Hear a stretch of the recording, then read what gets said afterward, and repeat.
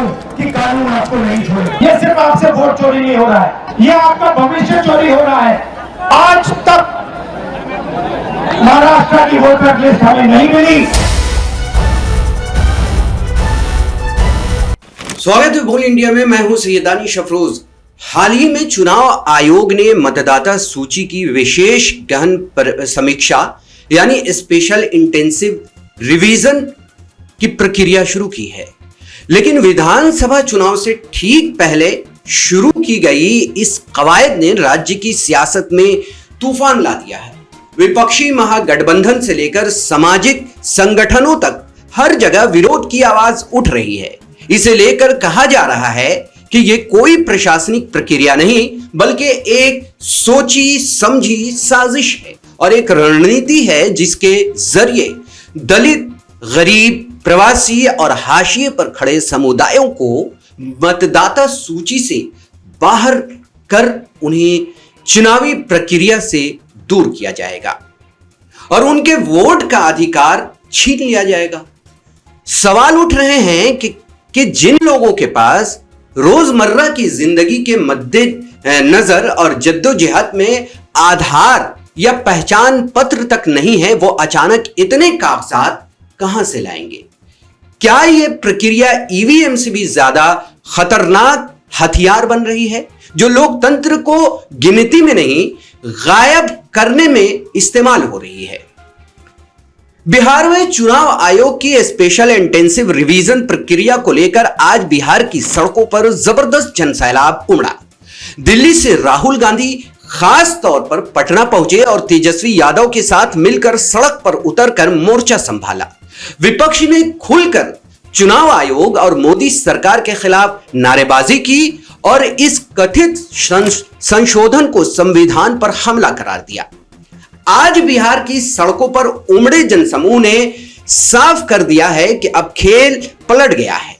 विपक्ष ने जो चक्रव्यूह रचा है उससे न सिर्फ चुनाव आयोग की हलक सूखने लगी है बल्कि विरोध के इस बवंडर में मोदी सरकार भी घिर चुकी है। इतना ही नहीं, पटना की धधकती सड़कों और चिलचिलाती धूप में राहुल गांधी के तीखे तेवरों ने चुनाव आयोग को भी बेपर्दा कर दिया।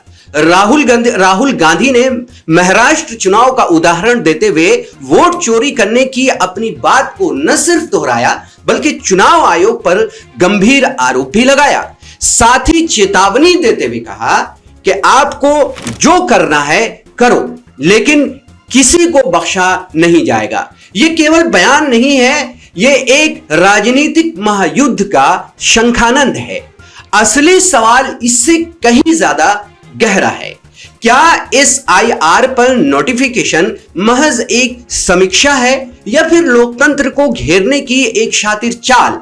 बिहार में विधानसभा चुनाव कुछ ही महीने दूर हैं और ऐन उसी मौके पर चुनाव आयोग को फर्जी वोटरों की चिंता और उसकी सफाई की ऐसी अचानक बेचैनी क्यों सताने लगी?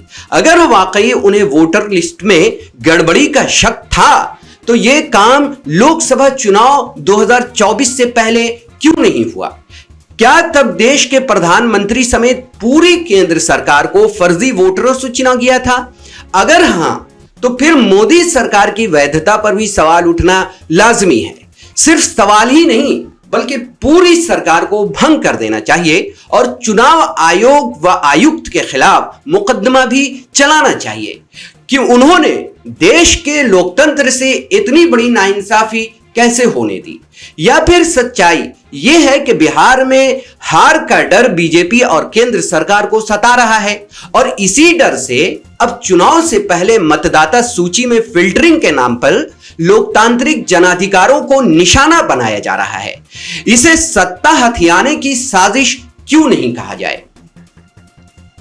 जनसुराज पार्टी के संस्थापक प्रशांत किशोर ने भी यही सवाल दोहराया है कि लोकसभा में जिन वोटर लिस्ट से चुनाव हुआ था उन्हीं लिस्टों से विधानसभा में भी चुनाव करा लिया जाए। जो लोकसभा में वोटर लिस्ट इस्तेमाल किया गया था उसको इसी चुनाव आयोग ने बनाया था, सारे जांच परख के बाद बनाया था। तेजस्वी यादव ने एक बेहद चिंताजनक आंकड़ा सामने रखा है जिसमें उन्होंने बताया है कि बिहार के 8 करोड़ मतदाताओं में से 59% ऐसे हैं जो 40 साल या उससे कम उम्र के हैं, यानी करीब 4,76,00,000 लोग अब इस प्रक्रिया में अपनी नागरिकता साबित करने को मजबूर होंगे। साल 2001 से 2005 के बीच जन्मे बच्चों में केवल 2.8% के पास जन्म प्रमाण पत्र थे। तेजस्वी ने सीधे तौर पर कहा कि चुनाव आयोग बीजेपी के सेल की तरह काम कर रहा है और उसकी तमाम शर्तें एनआरसी जैसी हैं। अगर मतदाता सूची में सुधार करना होता तो लोकसभा चुनाव के तुरंत बाद पूरे देश में किया जाता। बिहार को निशाना क्यों बनाया जा रहा है? 24 जून को SIR यानी स्पेशल इंटेंसिव रिवीजन पर पहला नोटिफिकेशन जारी करने के बाद से चुनाव आयोग खुद ही अपनी नियमों में उलझता नजर आ रहा है। 3 बार नए अपडेट निकालना इस बात का सबूत है कि उसके पास न तो कोई ठोस योजना है न स्पष्ट दिशा। पहले कहा गया कि जिनका जन्म 1987 से पहले हुआ है उन्हें केवल अपना दस्तावेज देना होगा। फिर नया नियम आया, 1 जुलाई 1987 से 2 दिसंबर 2004 के बीच जन्म लेने वालों को अपना और किसी एक अभिभावक का दस्तावेज देना होगा। लेकिन यह भी काफी नहीं था। तीसरे अपडेट में 2 दिसंबर 2004 के बाद जन्म लेने वालों से दोनों अभिभावकों के दस्तावेज की मांग कर दी गई। अब जब बवाल मचा तो चुनाव आयोग ने एक और अपडेट दिया जिसमें कहा गया कि अगर कोई दस्तावेज नहीं है तो केवल फॉर्म भरकर अपनी डिटेल भर जमा कर दें। यहां तक कि अगर आपके पास फोटो भी नहीं है तो कोई हर्ज नहीं है। साथ ही यह भी कहा गया कि जो दस्तावेज लिस्ट में है अगर उनमें से कोई जमा करा दिया जाए तो आसानी होगी। अब सवाल यह है, क्या मतदाता सूची की समीक्षा इतनी उलझी हुई, भ्रमित और बार बार बदलने वाली प्रक्रिया हो सकती है, या फिर यह सोची समझी चाल है लोगों को डराने, उलझाने और लोकतंत्र से बाहर धकेलने की? चुनाव आयोग का यह कहना है कि मतदाता सूची की स्क्रीनिंग से यह सुनिश्चित करना है कि कोई गैर भारतीय वोटर लिस्ट में न रहे।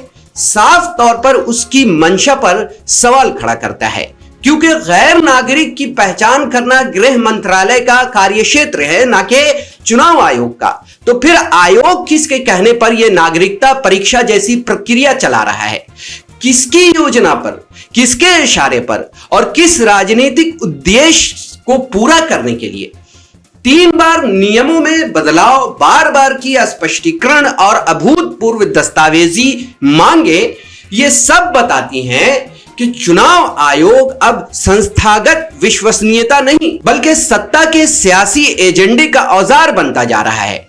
जब आयोग के फैसले जनप्रतिनिधियों के चयन नहीं बल्कि जन अधिकारों की सफाई के लिए किए जाए तो फिर वो चुनाव नहीं, एक संविधान विरोधी अभ्यास है। और जो संस्था खुद ही अपनी नीति में 3 बार बदलाव करे, उससे यह उम्मीद कैसे की जा सकती है कि वो निष्पक्ष और पारदर्शी चुनाव करवा पाएगा? सवाल तो उठेंगे ही, क्योंकि अब मामला सिर्फ प्रक्रिया का नहीं, नियत और न्याय का भी है। हमारी इस वीडियो पर आप क्या सोचते हैं, कमेंट कर हमें जरूर बताएं। साथ ही हमारे फेसबुक, इंस्टाग्राम और ट्विटर को फॉलो करना ना भूलें। हमारे यूट्यूब चैनल को सब्सक्राइब जरूर करें। धन्यवाद।